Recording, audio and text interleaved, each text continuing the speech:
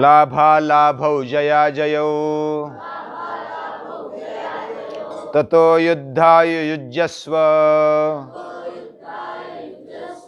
नैवं पापमवाप्स्यसि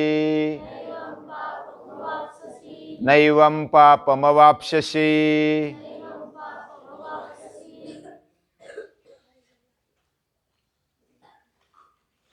महाभारत काल में क्या क्या हुआ वो महाभारत ग्रंथ में महर्षि वेदव्यास ने दिया हुआ है। और वो लिखकर क्यों रखा, हमें क्यों उसका अभ्यास करना है, तो भूतकाल से कुछ सीखे, इतिहास से हमें कुछ सीखना चाहिए। और जब हम सीखते हैं तो वर्तमान अच्छा जी सकते हैं।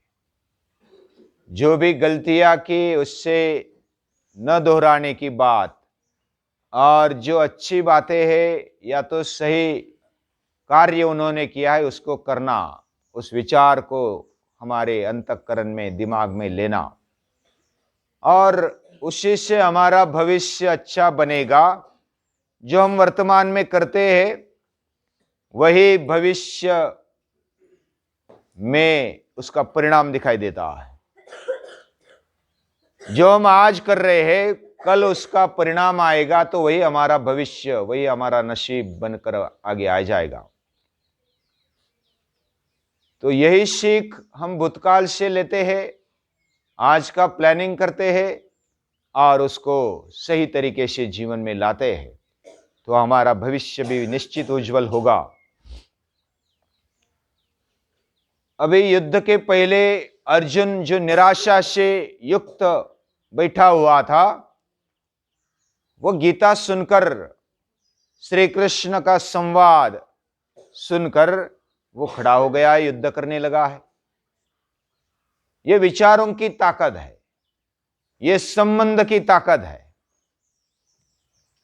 यानी बलवान या तो शूरवीर धनुर्धर होने पर भी मन अगर कच्चा है तो वह शक्ति कुछ काम नहीं आती। मन अगर नकारात्मक सोचता है तो वह ढह जाता है। और इसलिए जीवन के हर एक बात के बारे में, हर एक कोई भी जो प्रसंग है या तो घटना है, उसके बारे में सही सोचना और उसको कार्यान्वित करना, यह बहुत बड़ी बात है। ऐसे युद्ध का आरंभ अब इस कथा में हम देख रहे हैं, आरंभ हो चुका, 3-4 दिन हो गए और कौरवों के पक्ष में एक एक करके दुर्योधन के भाई मरने लगे। इधर भी कुछ योद्धा मारे गए। और ऐसे एक एक दिन बहुत ही संघर्षपूर्ण और घमासान सबसे बड़ा युद्ध अब तक का माना जाता है। उसमें पांडवों का, विशेष करके भीमसेन, अभिमन्यु, अर्जुन, नकुल, सहदेव, युधिष्ठिर, बाकी द्रौपदी के 5 पुत्र और बाकी भी धृष्टद्युम्न, द्रुपद आदि, ये सभी अपनी अपनी शर्त कर रहे हैं। और उधर भी पितामह भीष्म, आचार्य द्रोण, कृपाचार्य, अश्वत्थामा, शल्य, दुर्योधन, शकुनी, दुशासन, ये अलग अलग उनके साथ मिले हुए राजे और रथी महारथी, ये सब अपनी अपनी शर्त कर रहे हैं। और उनके साथ सात्यकी भी, जो अपराजित अभी तक हारा नहीं है, ऐसा जो सात्यकी, वो भी अपनी वीरता को दिखा रहा है। फिर भूरिश्रवा और भगदत्त आदि जो बुजुर्ग है वो भी अपना पराक्रम दिखा रहे हैं।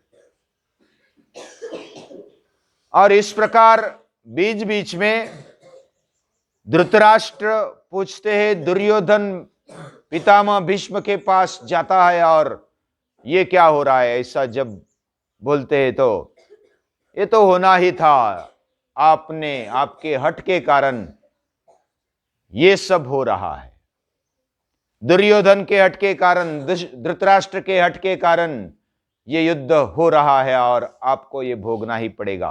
आपने जो पाप किया है वह तो भोगना ही पड़ेगा। जो जिसने किया वो उसको मिल जाता है। जो जैसा बोते वैसा उगता है,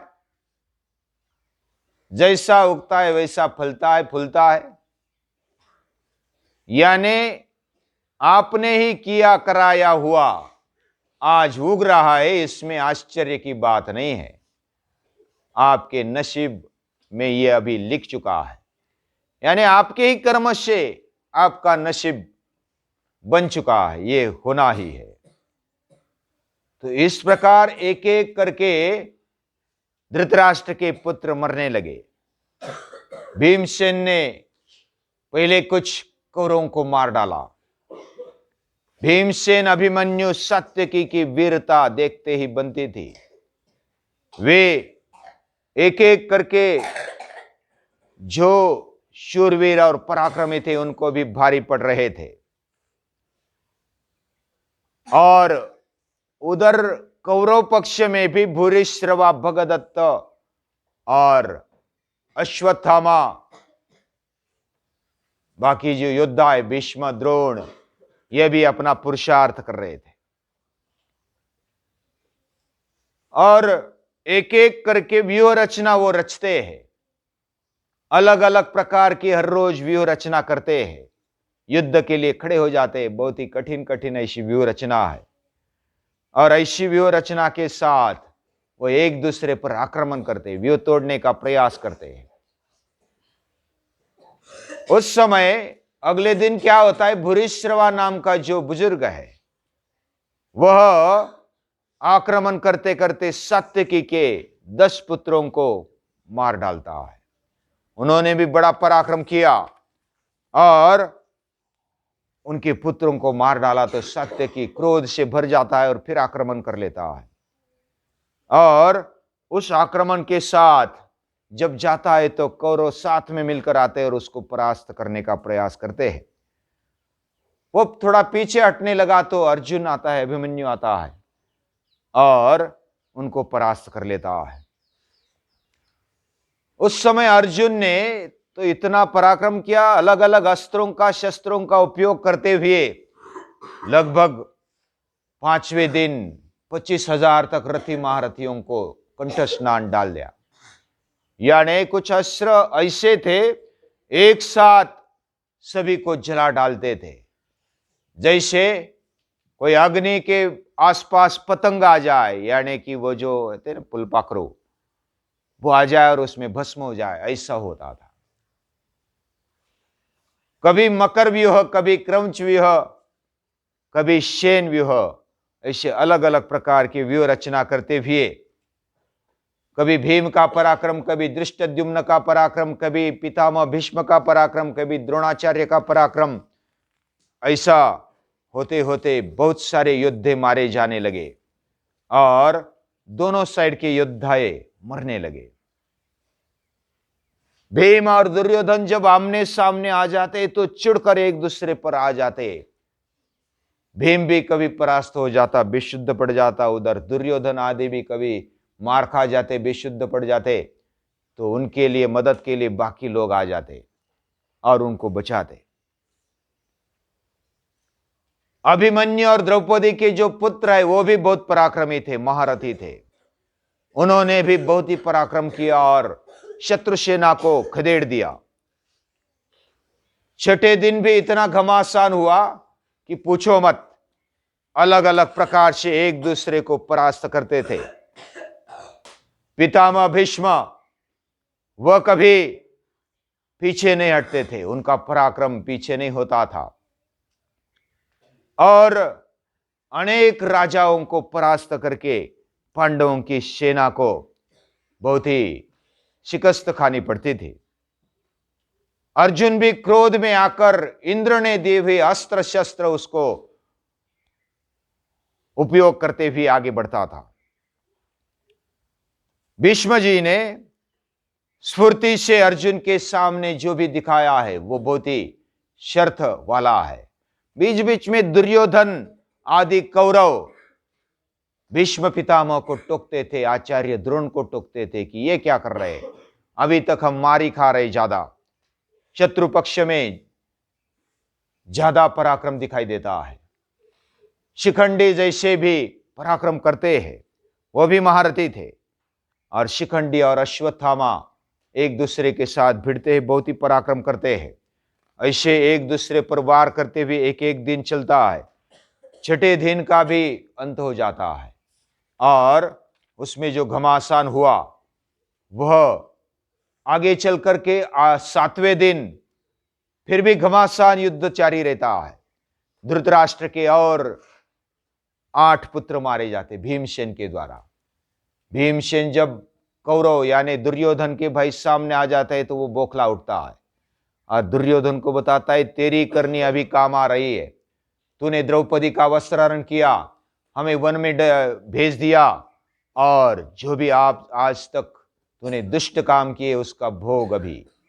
और ऐसा करते करते एक एक करके दुर्योधन के भाई और शकुनियों के भाई, शकुनी के भाई को मार देते। इधर अर्जुन का पुत्र भी, इरावान नाम का जो पुत्र था, उसका भी वध हो जाता है और अर्जुन बड़ा दुख से भर जाता है। फिर भी वो समझ लेता है अपने आप को। इधर भीम का जो बड़ा बेटा होता है घटोत्कच, वह भी बड़ी शर्त करता है। वो जब सामने आता है तो बाकी थर्रा उठते हैं, कौरव पक्ष में हाहाकार मच जाता है और पीछे हटने लगते हैं। ये घटोत्कच बड़ा मायावी है और माया दिखाकर अपने खुद का पराक्रम दिखाते हुए वह सभी को परास्त कर देता है, और उसका जो पराक्रम है वो बहुत ही डेंजर यानी भयंकर दिखाई देता है। दुर्योधन इस समय भीष्म से बात करते हैं, और बात करते हुए ये क्या हो रहा है, और बाकी जो भी योद्धा है वह भी पांडवों से द्वेष से युद्ध करते आने मरण हाथ में लेकर लड़ते हैं, और इतना पराक्रम दिखाते हुए 8वां दिन भी समाप्त हो जाता है। इरावान की मृत्यु पर अर्जुन चिढ़ जाता है, शोक से ग्रस्त हो जाता है। फिर भी वह क्रोध से युक्त होकर भीमसेन और वो साथ में मिलकर धृतराष्ट्र के और जो पुत्र है उनका वध कर देते हैं। यानी भीमसेन द्वारा धृतराष्ट्र के पुत्रों का वध जारी रहता है। इधर धृतराष्ट्र की और दुर्योधन की चिंता बढ़ती जाती है। धृतराष्ट्र बीच में बोलते हैं कि ये हो रहा है वो मेरे ही कारण हो रहा है। वो तो चिंता तो करता है, लेकिन बाकी संधि का नाम अभी तक लिया नहीं है। वो बोलता है कि दुर्योधन सुना ही नहीं अभी तक, उसने जो भी मैंने कहा, विदुर जी ने कहा, पितामह भीष्म ने कहा, आचार्य द्रोण ने कहा, बहुत सारों ने समझाया, भगवान श्री कृष्ण ने खुद समझाया, तो भी समझ में उसके आता नहीं है। और अभी ये भोगने को हम अभी उसमें लाचार है, अगतिक है, और ऐसा भोगते हुए हम आगे बढ़ रहे हैं। तो अभी 8वें दिन जब दुर्योधन भीष्म के पास आते हैं और बोलते हैं कि हे पितामह भीष्म, आपके द्वारा ही हम अभी लड़ रहे हैं, आपका पराक्रम और आपकी शर्त अभी तक जो भी है वो उसमें शंका लेने की आवश्यकता नहीं, लेकिन आपके मन में पांडवों के प्रति जो प्यार है वो दिखाई देता है, और आपने जो भी योद्धाओं को मारा उसमें आप पांडवों को भी नष्ट करने की ताकत रहती है। अब तक पांडव जिंदा क्यों है, और पांडवों की सेना का संहार आप करते हैं लेकिन पांडवों को वैसा ही रखते हैं। तो पांडवों का संहार किया जाए, आप पक्षपाती लड़ रहे हैं ऐसा मुझे लगता है। तब पितामह भीष्म चिढ़ जाते हैं और अपने प्रामाणिकता पर छोटा सा ये बच्चा शक कर रहा है, और मैं इतना शर्त कर रहा हूं और तू भी समझ में नहीं लेता है कि तेरी गलती क्या है। फिर भी वो वचनबद्ध है और वो प्रतिज्ञा कर लेते हैं कि मैं पांडव सेना का संहार और पांडवों का संहार कल करके रहूंगा।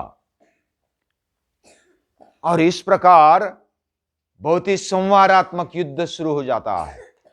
और इतना संवार भीष्म पितामह करते कि पूछो मत, पांडवों की सेना में हाहाकार मच जाता है।